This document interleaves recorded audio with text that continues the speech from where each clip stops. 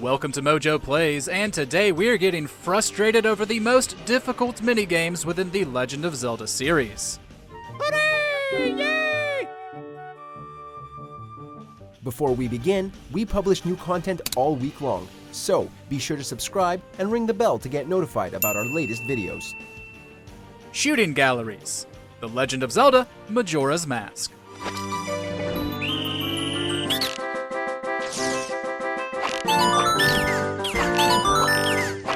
Majora's Mask is a bit harder than Ocarina of Time in multiple ways, including its minigames. There are two shooting galleries Link can visit, one in Clocktown and one on the way to the Southern Swamp, though both are challenging in their own ways. The Swamp one features rounds of stationary Deku Scrubs as well as moving Gways and Wolfos. You'll need nearly 2,200 points to win, and you'll have to do it twice if you want both the Heart Piece and Quiver upgrade. The Clocktown one is slightly worse, requiring extremely fast reaction time to hit red Octoroks and avoid blue ones. Earning over 40 points the first time nets a Quiver upgrade, but a perfect score of 50 gets you the Heart Piece.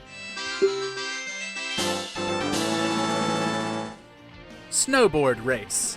The Legend of Zelda, Twilight Princess.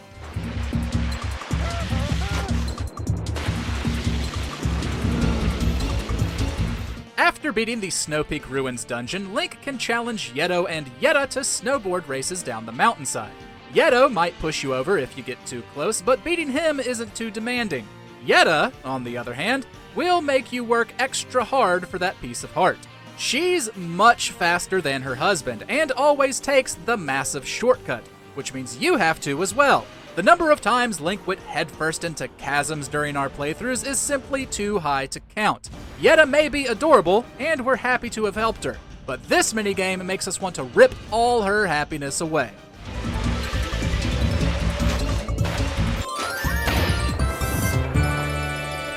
Bombchu Bowling. The Legend of Zelda, Ocarina of Time.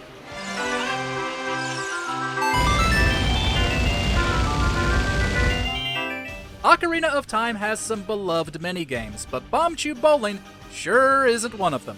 It features 3 rounds of trying to hit an exact target with a Bombchu. You have to take the fuse time of each Bombchu into account as the lane grows longer with each round.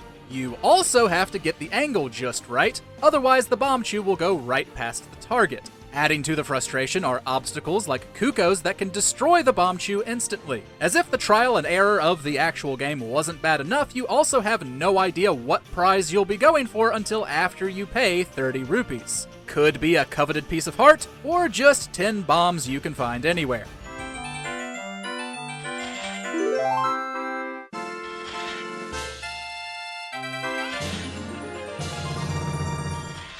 Dodos High Dive.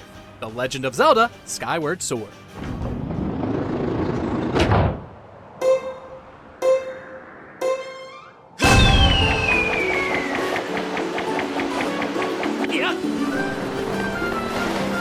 After completing his side quest, Link can partake in Dodo's minigame. He'll be fired from a cannon high into the sky and dive back to the rotating platform below. He'll get a reward, or not, depending on which space he lands on. There are also rings to dive through to multiply his winnings, and balls to avoid that reset the multiplier. It's a pretty fun time once you get the hang of it, but earning its top prize is tricky. Only by getting your multiplier up to 10, and then landing on the single red and blue space will Link be given a piece of heart. Even if you get the multiplier up, the platform spins quickly, so it'll probably take you more than a few tries.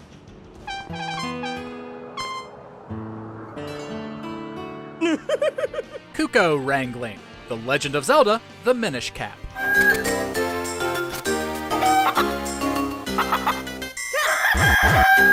Cuccos have been causing Link grief for decades, but we'd rather take on a whole chicken army than try to play this minigame again. In Hyrule Town, you'll find Anju, whose herd of Cuccos has gone missing. She'll ask Link to track them down, which takes the form of a multi-phase minigame with a time limit. The first few rounds are easy, as the number you need to catch is low and you have plenty of time.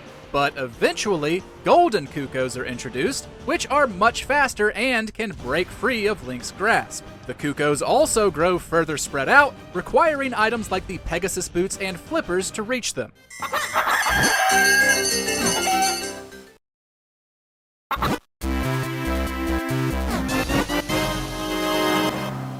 Sinking ships. The Legend of Zelda: The Wind Waker.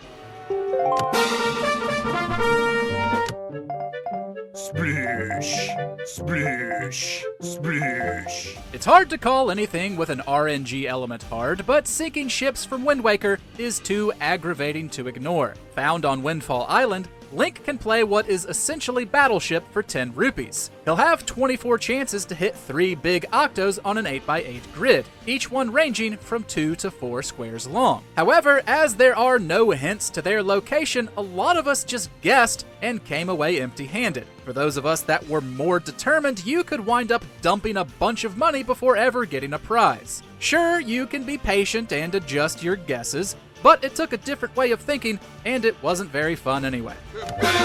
Kaboom! Splish! Kaboom! Kaboom!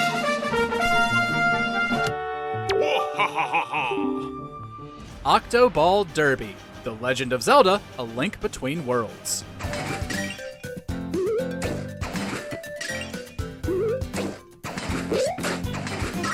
Low Rules' version of baseball gained a reputation for having one of the hardest heart pieces to get in A Link Between Worlds. Link has 30 pitches to gain 100 points, with multiple pots spread across the field. Red ones are worth 1 point, while gold ones are worth 5. And birds that appear after hitting 3 pots in a row are worth 20. Actually managing to get your timing right and hit the targets is where the challenge lies. There are 3 stances for the 3 distances, and swinging late curves the ball towards the left, while swinging early makes it go right. Additionally, hitting a wandering crab causes pots to reset, so there's more strategy than you'd think.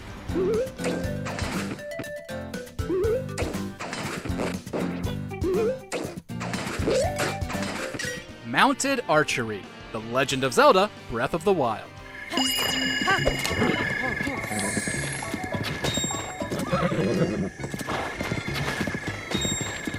And here we thought the horseback archery of Ocarina of Time was tough.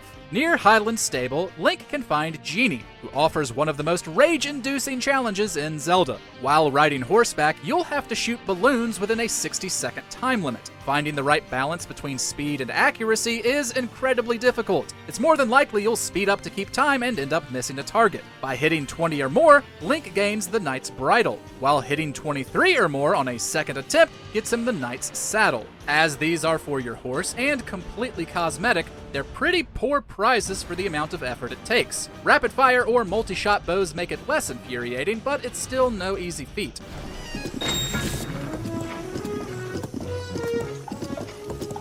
Roll Gold.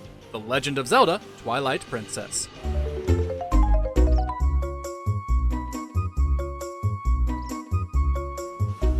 Inside the fishing hole of Twilight Princess, players can find Roll Gold. The premise of the minigame is simple: tilt the box to cause the ball to roll, leading it across narrow paths to the opposite end without falling. There are 8 levels to beat, which earns Link the Frog Lure. However, doing this in the Wii version, it's much harder given you have to actually tilt your controller rather than use a joystick. Each level has a 3-minute time limit, which sounds like enough until you reach the final levels and your hands start sweating. For an extra challenge after beating it, you can take on mirrored levels with increasingly shorter time limits. Not that we'd want to, but to each their own.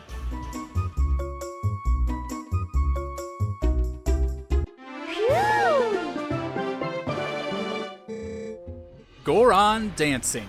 The Legend of Zelda: Oracle of Ages.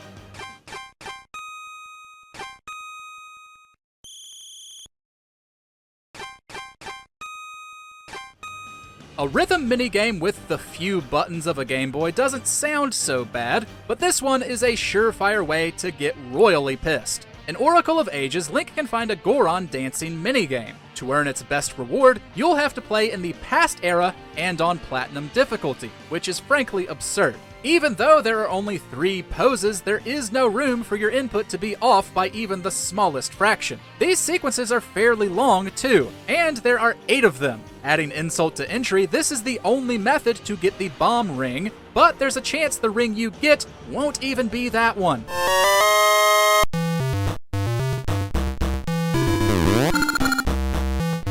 Which minigame's difficulty makes you never want to play it again? Let us know in the comments, and be sure to subscribe for more great Zelda videos.